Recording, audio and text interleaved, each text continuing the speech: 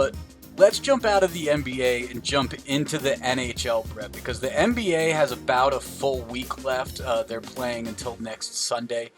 The NHL sporadically has games going much longer, but we have some teams that their seasons are ending right around the corner here because some of them only have about 3, 4 games left. So Thursday, some of these games are very impactful for some NHL seeding, like the Devils and the Islanders. And Brett, you and I were both on games last episode that involved the Islanders. And unfortunately for you, they were unable to connect against the Sabres, really. So that makes these games more important. The Islanders are back home. They're hosting the Devils, who have already been eliminated from contention. And the Islanders really need this, to be honest. So I'm not going to be surprised if the Islanders win this by multiple goals because they need both points and they need them badly. So it's going to be a blowout, in my opinion. And if you look at how the Islanders have played the Devils, when they've played the Devils at home in New York, the Islanders win by multiple goals. Both times it's happened. Islanders have also mainly won this entire series this season, so I'm taking the Islanders -1.5 at +100 on the puck line.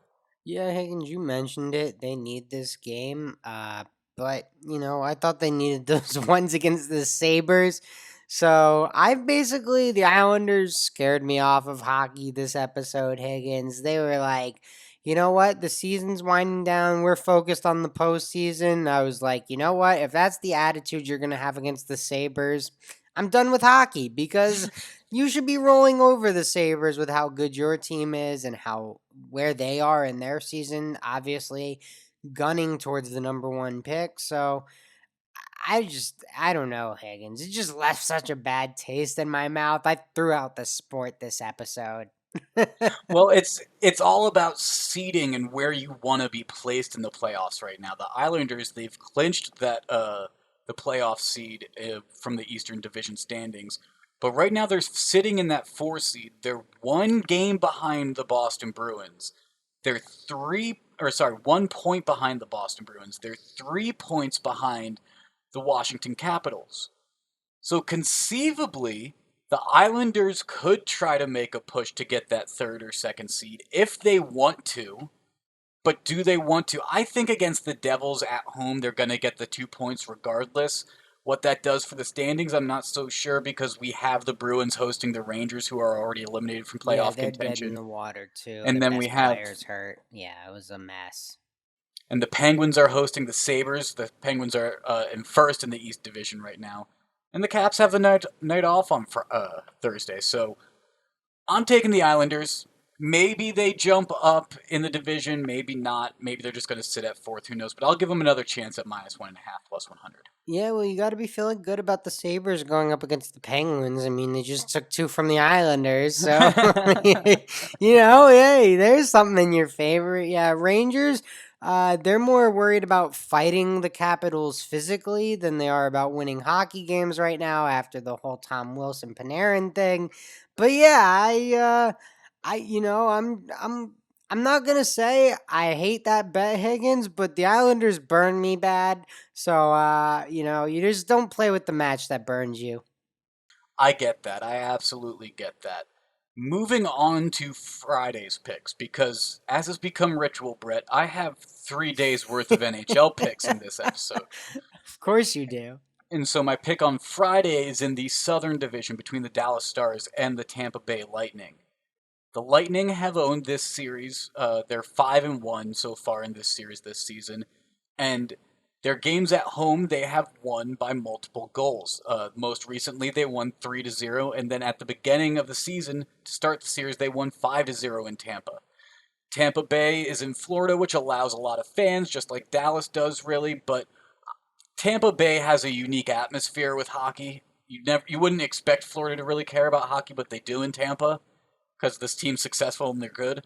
So -1.5 at +160 in Tampa when they've already blown out Dallas twice in Tampa Bay seems like common logic to me. Give me that +160 juice, baby. Yeah, so Tampa Bay, won big on Wednesday night against Dallas. I am a little curious to see if Dallas has any fight if they bounce back on Friday against the same team. But to your point, Higgins, Tampa Bay's been doing this to Dallas all season, so it makes a lot of sense. Yes, and if you look at the South Division right now, Dallas is trying to fight for that 4 seed really, but they're 4 points behind the Nashville Predators. The Lightning, they are tied with the Panthers at 75 points apiece. The Lightning have the tiebreakers, having them sitting in second right now, but you have to imagine the Lightning would rather have that second seed than the third seed, so they're going to be fighting ever as hard as they can, even if they can try to catch up to the Hurricanes, who are 4 points ahead of them. I doubt they could do that. But the Lightning -1.5 at +160, I think they're going to eliminate Dallas with this punch, probably. All right, Higgins. Yeah, it's some interesting notes you just brought up. I will say the Stars did just get Tyler Sagan back, so we'll see if that has any impact. I guess they're 0-2 with him, though, so it has not gone the way they've expected. And then you mentioned the Lightning are fighting with the Panthers. Something I'm very interested in the postseason, Higgins, with the Florida Panthers. Spencer Knight, the standout goalie from the USA Juniors team, leader at BU for a few years. He is on the Panthers roster. I expect him to be on the playoff roster. And it'll be very interesting to see if they go to him between the pipes. He was phenomenal in the Juniors World Cup. So he is a player I am watching. He was a very high draft pick, and he's someone I've got circled. But let's look more near future, Higgins. Let's go to Saturday. My New York Rangers taking on the Bruins, and you've got a pick. And I got to be honest, Higgins, it's already making me upset, but I'm not really that upset. The Rangers, we're done. Well, so the Rangers, they're finishing their season in Boston. They play on Thursday and then they play on Saturday.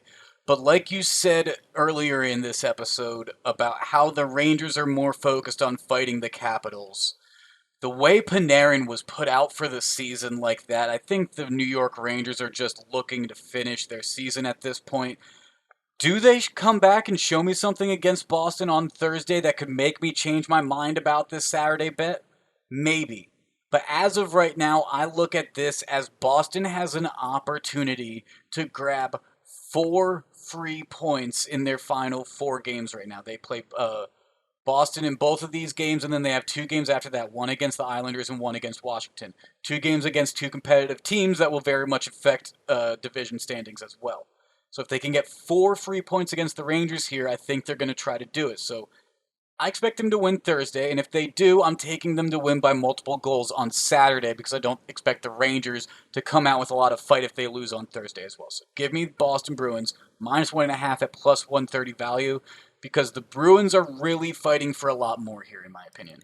Yeah, I'll be honest. Higgins is a person that has been part of, some of these last games of the year type of games. Sure, you'd love to win, but you're really just trying to get out of there healthy and, Mm-hmm. trying to get out of there healthy and quickly. So you'd love to be the team that comes out on top, but it's usually not your A-plus lineup out there. And, yeah, I could definitely see the Bruins winning this one by multiple goals. I don't imagine it to be the Rangers A team. Yeah, the over/under set at 5.5 also intrigues me a little bit, but I'm going to stay off of it for right now because it's still sitting at -110 aside. As you and I have said, I do love the over 5.5 value whenever there is some plus value though. So maybe I'll find myself on that Friday pick that I talked about, where the Stars Lightning at over/under set at a 5.5 with a +110 over. But I'm not going to be on that in this podcast. That might be something I get on a little bit later.